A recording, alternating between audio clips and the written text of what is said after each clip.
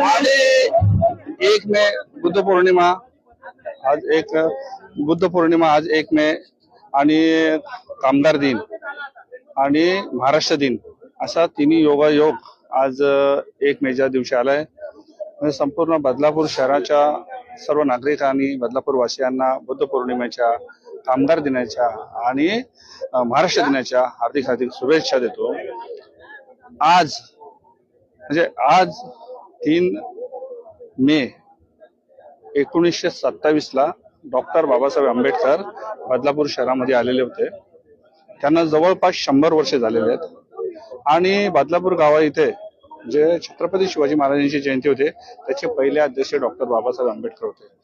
या बदलापूरच्या भूमीला, या मातीला डॉक्टर बाबासाहेब आंबेडकरांच्या पायाचा स्पर्श झालाय.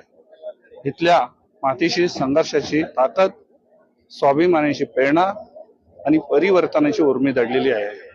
आज सर्वच बदलापूरच्या शहरातील नागरिकांना डॉक्टर बाबासाहेब आंबेडकर या भूमीला आले त्या दिनानिमित्त सर्वांना हार्दिक हार्दिक शुभेच्छा. आज पाहतो आपण तथागत बुद्ध यांची 2570वी जयंती या ठिकाणी साजरी केली जाते. कशा प्रकारे एकंदरीत आनंदाचं वातावरण पाहायला?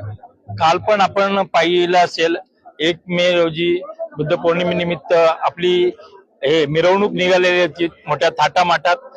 बरेच वर्षापूर्वी इथे असेच भीमगीतांचे कार्यक्रम व्हायचे. मध्यभागी ते आता बंद झालेले, पण आता प्रवीण शेठ आम्ही एकत्र आल्यामुळे आणि सम्राट अशोकनगर मित्रमंडळ हे सर्व आम्ही एकत्र आल्यामुळे परत तोच नवा जल्लोष चालू झालेला आहे आणि असाच हा पुढे जल्लोष चालू राहील.